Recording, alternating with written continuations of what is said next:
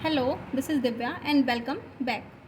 तो हम पढ़ रहे थे जीन पियाजे का संज्ञानात्मक विकास। उसकी दो अवस्थाएं हम पढ़ चुके हैं, संवेदी पेशी अवस्था और पूर्व संक्रियात्मक अवस्था। अब हम तीसरी अवस्था पढ़ेंगे, ठोस मूर्त संक्रियात्मक अवस्था, या अंग्रेजी में कहें तो कॉन्क्रीट ऑपरेशनल स्टेज। अब हम देखते हैं इसका टाइम पीरियड क्या है। तो इसका टाइम पीरियड है 7 से 11 वर्ष का। अब हम देखेंगे कि इसकी विशेषताएं क्या क्या हैं। तो इसकी विशेषताएं हैं कि जो चिंतन और जो तर्क है वो अब क्या हो चुका है, क्रमबद्ध। लेकिन अब हम देखें कि इस अवस्था का नाम क्या है, कॉन्क्रीट, यानी कि ठोस वस्तुएं। ऐसी वस्तुएं जिन्हें हम प्रत्यक्ष रूप से देख सकते हैं। चिंतन सिर्फ उन्हीं वस्तुओं के बारे में होगा। अब हम देखें कि इसमें कौन कौन सी विशेषताएं आ जाती है। तो वो है CCS, जो पूर्व संक्रियात्मक अवस्था में जो कमियां थी वो इस अवस्था की विशेषताएं बन चुकी है, यानी कि क्लासिफिकेशन, कंजर्वेशन और सीरिएशन। सबसे पहले हम देखें क्लासिफिकेशन और ग्रुपिंग ऑब्जेक्ट्स, यानी कि इस अवस्था में हम प्रत्यक्ष रूप से जो वस्तुएं हमारे सामने उपस्थित हैं उनको उनकी विशेषताओं के आधार पर हम वर्गीकृत कर सकते हैं, यानी उन्हें क्लासीफाई कर सकते हैं, और हम उन्हें उनकी विशेषताओं के आधार पर किसी ग्रुप में इकट्ठा कर सकते हैं। यानी कि कौन सी वस्तुएं मोटी है उनका एक ग्रुप बना सकते हैं, कौन सी छोटी है। या फिर हम उदाहरण के तौर पर देखें कि हमें बहुत सारे फल दिए गए हैं और हम कहें कि इनमें से हमें खट्टे फलों का एक समूह बनाना है, तो हम उनमें से छांट सकते हैं। यानी कि 7 से जो 11 वर्ष के बालक हैं वो उनमें से उनकी विशेषताओं के आधार पर खट्टे फलों को छांट कर उनका एक समूह बना सकते हैं। उनका वर्गीकरण कर सकते हैं कि कौन से फल छोटे हैं या कौन से फल मीठे हैं, कौन से फल खट्टे हैं। कंजर्वेशन, यानी कि हमने जो पिछली अवस्था में पढ़ा था कि किसी भी वस्तु का जो आयतन है वो जो बदल नहीं रहा, उसे हम चौड़ी वस्तु में रखें या लंबी वस्तुओं में रखें। इस एज ग्रुप में कोई भी बच्चा बता देगा कि लंबी वस्तुओं को चुनने से कुछ नहीं होगा, दोनों में जो वस्तु का आयतन है या जो भार है वो बराबर है। इस अवस्था में बच्चे में सीरिएशन की विशेषता आ गई है, यानी कि वो क्रम में जमा सकता है किसी भी वस्तुओं को उनकी लंबाई के आधार पर, वजन के आधार पर या फिर उनके क्रम के आधार पर। इस अवस्था में बच्चे में मल्टीपल और रिवर्सिबल थॉट आ चुका है, यानी कि वो बता सकता है कि अगर कोई पानी बर्फ़ बन सकता है जमाने पर, तो उसे गर्म करने पर वो बर्फ़ पानी में भी बदल सकती है, यानी कि उसमें रिवर्सिबिलिटी आ चुकी है। डिसेंटरिंग है, यानी कि किसी भी वस्तु की बहुत सारी विशेषताओं को वो अब जांच सकता है। अब हम उसमें केंद्रीकरण ना होकर विकेंद्रीकरण आ चुका है। स्थानिक सोच आ चुकी है, यानी कि स्पेशल थिंकिंग। अब उसमें नक्शे की, आकृतियों की समझ आ चुकी है, वो अब नक्शे देख सकता है। दिशाओं का ज्ञान आ चुका है, समय का ज्ञान हो चुका है।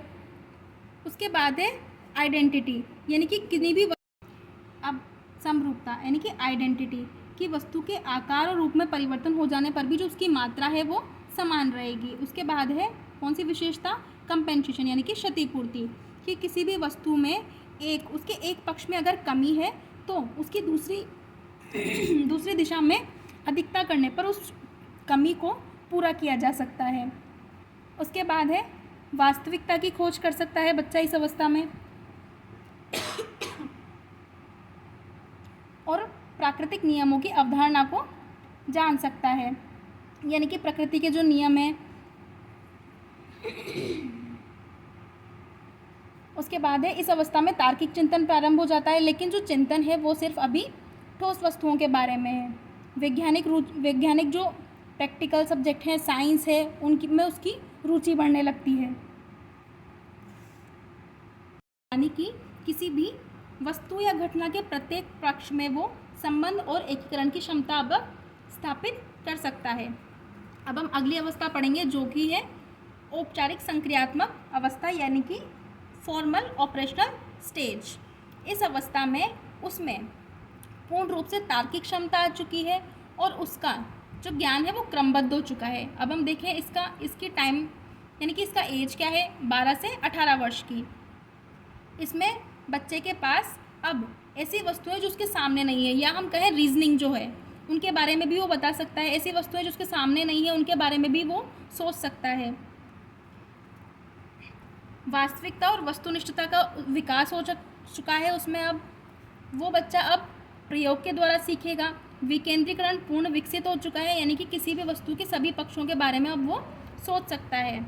इस अवस्था में बच्चे में हाइपोथेटिको डिडक्टिव रीजनिंग आ चुकी है, यानी कि परिकल्पनात्मक निगमनात्मक तर्क, यानी कि किसी भी एक नियम को कितनी ही वस्तुओं पर अप्लाई करके वो समस्या का समाधान किया जा सकता है। निगमनात्मक तर्क अब वो सीख चुका है।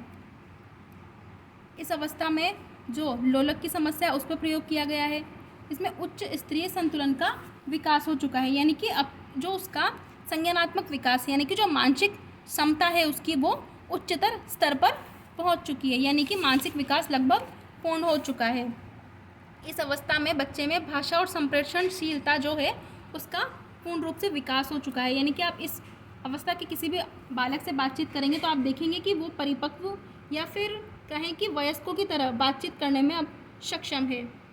उसका जो चिंतन है वो व्यवस्थित है, वो संश्लेषण कर सकता है, विश्लेषण कर सकता है, यानी कि किसी भी वस्तुओं को तोड़कर उसके सभी पक्षों की जानकारी दे सकता है, या फिर किसी भी वस्तु के सभी पक्षों को जोड़कर उसे एक पूर्ण वस्तु के रूप में तैयार कर सकता है। वो अब नियमीकरण को समझ सकता है कि कौन कौन से नियम किस वस्तु पर कार्य करते हैं। उसमें सूक्ष्म समझ आ चुकी है, किसी भी वस्तु के जो गहन समझ है अब वो उसे समझ सकता है। वो हर चीज़ के बारे में अन्वेषण करना चाहता है, वो अपने हिसाब से नए वस्तुएं बना सकता है, यानी कि जो मौलिकता की खोज होती है वो बाल्यावस्था में होती है, लेकिन उसका उच्चतर जो विकास है मौलिकता का जो उसमें आएगा या वो जिस पर सबसे ज़्यादा प्रयोग करेगा वो है किशोरावस्था, यानी कि 12 से 18 वर्ष वाला जो समय है। उसमें रचनात्मकता का पूर्ण विकास हो चुका है, यानी कि उसमें नई नई वस्तुएं बना सकता है। वो उसकी पेंटिंग में रुचि है या खेलने में रुचि है, अब उसमें रचनात्मकता आ चुकी है। प्रीपोजिशनल थॉट उसमें आ चुके हैं कि किसी भी वस्तुओं के दोनों में आपस में क्या संबंध है, दोनों वस्तुओं का RHS LHS की वो अब सोच सकता है। अब जैसा कि जीन पियाजे ने ये अवस्था पूरी हो चुकी है, अब हम देखते हैं कि जीन पियाजे ने बोला है कि जो मानसिक विकास है या जो चिंतन है उस पर सबसे ज़्यादा जो फ़र्क पड़ेगा वो उसका परिपक्वता स्तर क्या है और उसका जो अनुभव है, उनके मध्य जो अंतःक्रिया का प्रभाव है वो इस पर पड़ेगा, न कि सामाजिक अंतःक्रिया का। उसने अनुभव और चिंतन को महत्वपूर्ण माना है, जो सामाजिक अंतःक्रिया है उसको महत्वपूर्ण किसने माना है, वाइगोत्स्की ने। तो ये सिद्धांत पूरा हो गया। मैंने वैसे फुली ट्राई किया है, और अगर आप लोग मुझसे कनेक्ट कर पा रहे हैं तो like, subscribe and share too. Thank you.